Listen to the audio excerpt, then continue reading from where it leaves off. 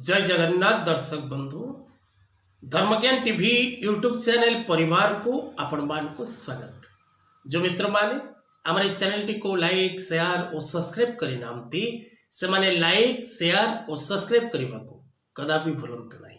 दर्शक बंधु आज आम गोटे भल विषय आलोचना करवा जे सेप्टेम्बर मास आगु को आसुची से सेप्टेम्बर मासटी केउ राशि व्यक्ति जीवन रे चमकप्रद समय आनिबो शुभ फल क्यों क्यों राशि व्यक्ति प्राप्त करेंगे एवं क्यों राशि व्यक्ति विशेष माने ये 2024 सेप्टेम्बर मासरे कोटिपति हवा बा धनाधिपति लाभ करवा धन प्राप्ति करवा धन इनकम करवा धन प्राप्तिर मार्ग प्राप्त करवा एवं निजर व्यवसाय क्षेत्र में निजर कर्ममय जीवन रे पूर्ण सफलता प्राप्ति करेंगे से विषय आज रे कार्यक्रम रे आलोचना करवा। दर्शक बंधु विशेषकर सेप्टेम्बर मास पाई 7 गोटी राशि व्यक्ति निज जीवन रे सुख सौभाग्य लाभ करिवार जोग रही।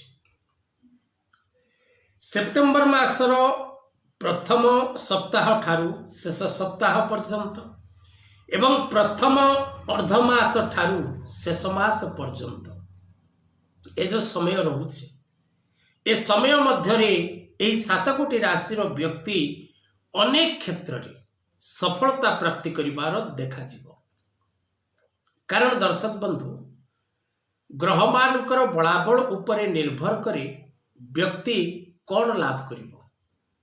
कारण जगत स्रष्टा नारायणकर निर्देश रे नवग्रह माने विशेष करी व्यक्ति विशेष मान को शुभ अशुभ फल प्रदान करती।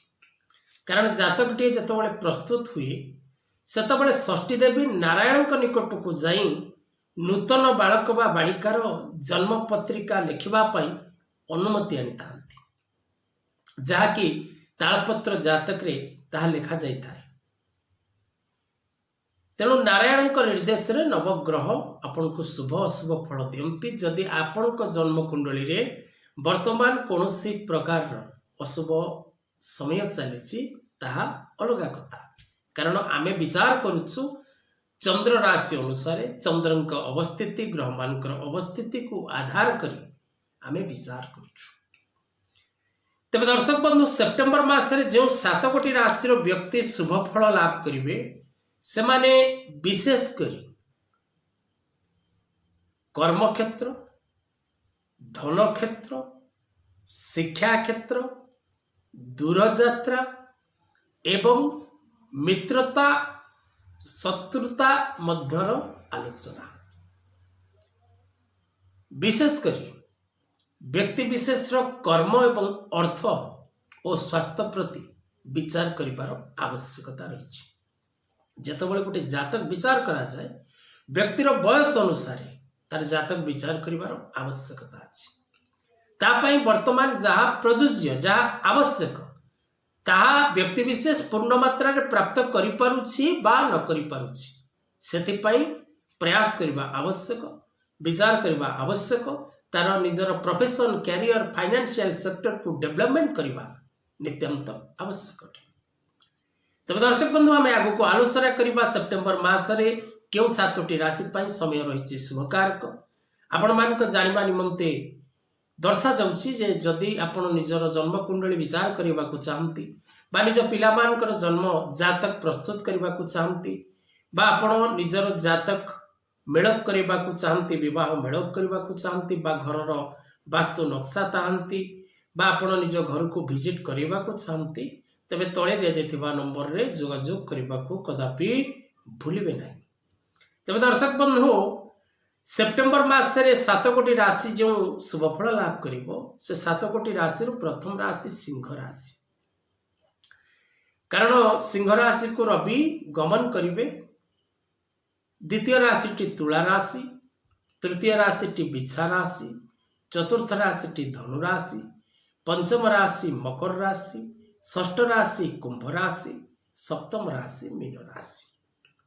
ये 7टी राशि व्यक्ति जीवन रे परिवर्तन आसब प्रत्येक आशा करुथिबा दिगरु सफलता प्राप्ति करिवे एवं वैवाहिक दाम्पत्य जीवन लव रिलेशनशिप फ्रेंडशिप क्षेत्र में आगक बढ़िबे एवं एमानंकर भविष्य उज्जवल दिग को गति करिवो जदि आपणक जन्म जातक रे ग्रह मानकर स्थिति ठीक थाए।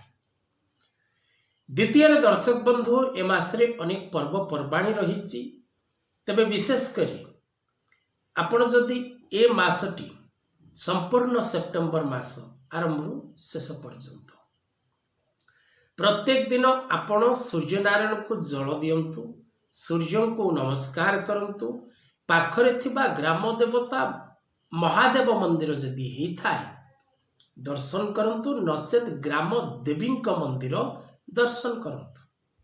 क्रमान्वय भाव आपण अलगा मंदिर दर्शन करें से कौन असुविधा नहीं किंतु क्रमान्वय भाव मासर आरंभ शेष पर्यंत आपण निज ग्रामर ग्राम देवता बा ग्राम देवी देवता जदि महादेव होता तेरे दर्शन करंतु प्रथम नचेत ग्राम देवी दर्शन करंतु ग्राम देवी जेकोसी ठाकुराणी होता जदि राम मंदिर थाए हनुमान मंदिर थाए शनि मंदिर थाए महादेव मंदिर दर्शन पर अन्य देवादेवी मंदिर दर्शन करंतु आहुरी अधिक शुभ फल लाभ करेंगे। आज कथा वस्तु को ये रखा। जय जगन्नाथ।